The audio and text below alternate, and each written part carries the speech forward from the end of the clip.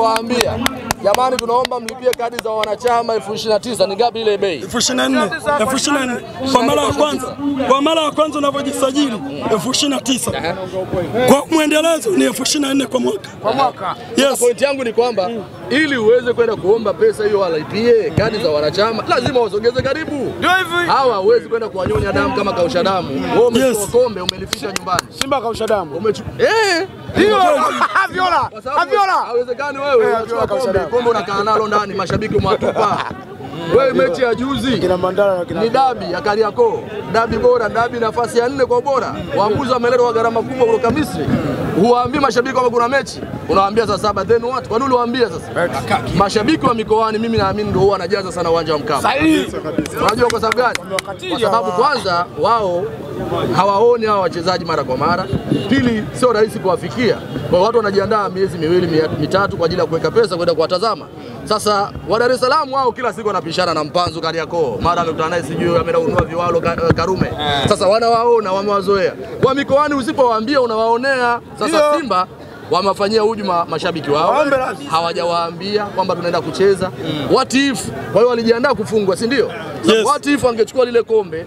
Wananyanyua makope na nani? Yaani makopo angenyanyua na nani? Kwa angesaidiwa na Yanga au sio? Kwa hiyo kuna uongozi pale, kuna shida. Katika level ya uongozi Simba kuna mengi ya kujifunza kwa Yanga. Mimi nilikuwa nawaambia watu juzi kwenye redio pale kwamba ile kipengele cha Friji Bomb nikasema kila siku utasikia Yanga wanaenda kusoma. Engineer ameenda kusomea kozi ile ya management, utawala bora na mambo kama hayo. Juzi Arafati haja ameambiwa na engineer, bana njoo na wewe mzee wangu upige.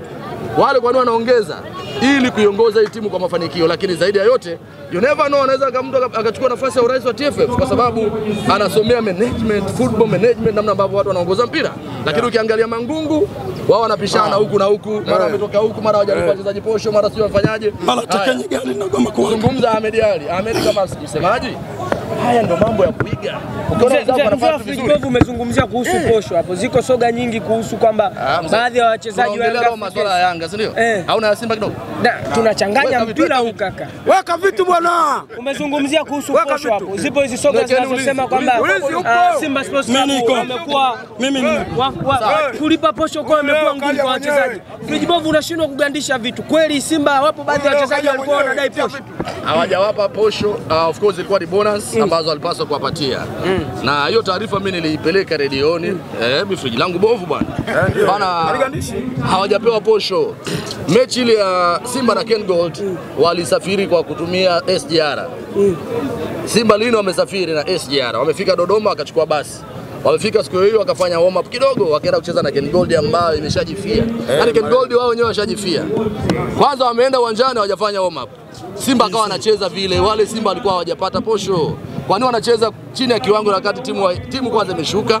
Pili, wachezaji wamekuja kwa mafungu, wachezaji wametumia nauli, hata hawajatrain na timu. Kocha amekutana na wachezaji hawajui bana mmetoka wapi, hajui ametoka guest ipi, hajui ametoka wapi, hajui ametoka kitambaa cheupe wala sijui pale wapi pale Small Park. Wachezaji wamekutana tu uwanja wa Simba wanacheza vile, sijui unanielewa?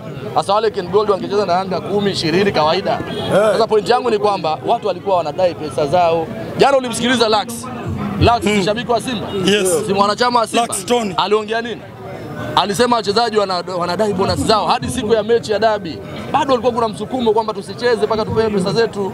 Sasa klabu ambao mnasema mnaenda kwenye transformation, mnasafiri, mmeenda Tunisia, mmeenda Algeria, mmeenda Misri, mmeenda Morocco, mmeenda South Africa, kote unashindwaje kulipa wachezaji bonus zao ambazo wao wanazidai?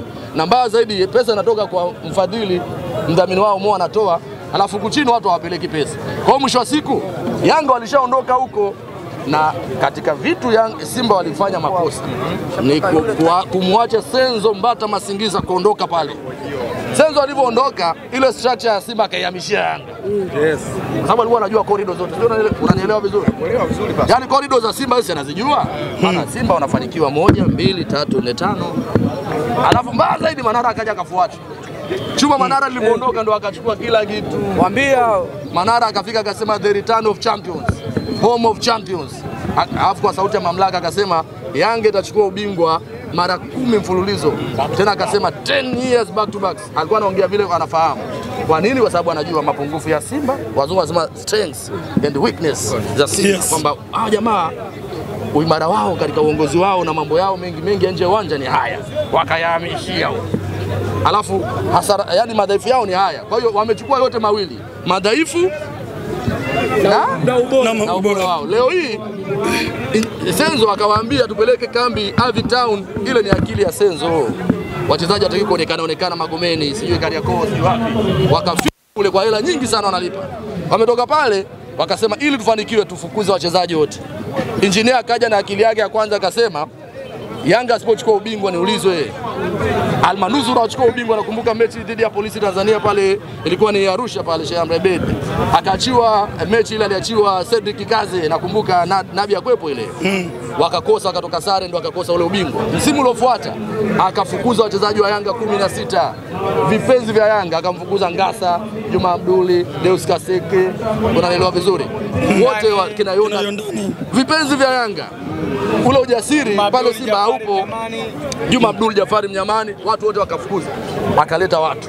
Shusha kina Anik Bangala, shusha kina Juma Shabani, shusha Mahele, shusha watu. Tangu engineer amesema niulizwe, hajawahi kukosa ubingwa. Na mbaya zaidi, kafika hadi finali amefika na bado Mahele akachukua kiatu. So ule ndio utawala bora. Alafu kingine, wakati Simba wanapambana huko, wanashikana mashati, engineer akaenda kule La Liga kwenda kujifunza namna ya kutransform club, namna ya kuendesha club. Leo hii ameenda kuongeza pia kozi nyingine, amepeleka na Arafat anaongeza kozi nyingine. So unaposema klabu ya mpira ndo kama hii, kwa sababu watu wanajifunza namna ya kuendesha mpira. So Manara yuko nje ya Yanga, lakini kazi anayoifanya ni kubwa sana, na yeye ndo anajua kodi zote za Simba na wataumia mno. Friji, zipo soga zinazozungumza kwamba mimi bado ndo naanza. Zipo soga zinazosema kwamba bila makosa ya waamuzi kuendelea, pengine Young Africans angechukua ubingwa mapema sana, bila baadhi ya timu kunufaika na makosa ya waamuzi. Hilo kwako unaunga na mkono? Katika watu nilikuwa nalalamika kuhusu waamuzi nilikuwepo pia, na of course waamuzi ambao tunawamesh, na mwaka huu tuliongea sana. Haiwezekani timu moja inachezeshwa na waamuzi wale. Atazunguka Jafet Smart, atakuwa sijui leo Shomari Lawi, mara Kefa Kayombo na wengine. So hiyo ni changamoto, lakini kingine tulikuwa tunaona makosa ni mengi. Makosa ya Simba mengi ambao waamuzi walikuwa wanawapa favor ilikuwa ni ya kuamua mechi. Yes. Lakini makosa Yanga ambao walikuwa waamuzi wanafanya makosa kwenye mechi za Yanga zilikuwa haziamui mechi. Sijui unanielewa vizuri?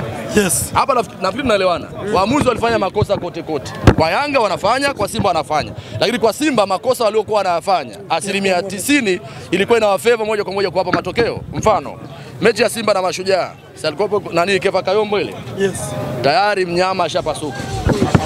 Wamesubiriana Mamuzi anasubiria tu itokee lolote. Anasubiria litokee lolote. Penalty. Shughuli kazi hapa. Mara kule juu. Kombe akidondosha. Haya, mara nyingine dakika 15 zikaongezwa penalty. Sasa ile ndio maamuzi kutafutia timu matokeo. Lakini mechi ya Dodoma Jiji, dakika za jioni inatokea penalty. Mechi ya kuamua, kwa sababu wasingepata ile penalty, ina maana pale Simba asingefanyaje? Asingepata matokeo. Mechi ya JKT dakika za jioni wanapata penalty, si ndio? Mechi ya Singida tayari mnyama ameshaumia, inaonekana penalty 2 clear. Jonathan Soa anaingia kwenye penalty box, maamuzi haelewi, hasemi chochote. Simba alikuwa anakufa kwenye ile mechi. Kwa hiyo mwisho wa siku ilikuwa inawapa favor zaidi ya ushindi. Yanga kuna makosa kadhaa yamefanyika. Mechi ya Coastal Union of course ile Baleke alifunga bao la offside, watu hawajapinga kule Arusha, lakini kuna mechi Baka alifunga goli la mkono, lakini tayari Yanga alikuwa na magoli mengi. Alikuwa na magoli zaidi ya 3 hadi 4. Sasa magoli 3 kama ingetokea labda ile goli lisingewekwa pale, lisingeandikwa, tayari Yanga alikuwa anashinda. Kwa hiyo matukio mengi ya Simba yalikuwa yanawapa matokeo moja kwa moja, tofauti na matukio ambayo ya Yanga pamoja na Kigoma.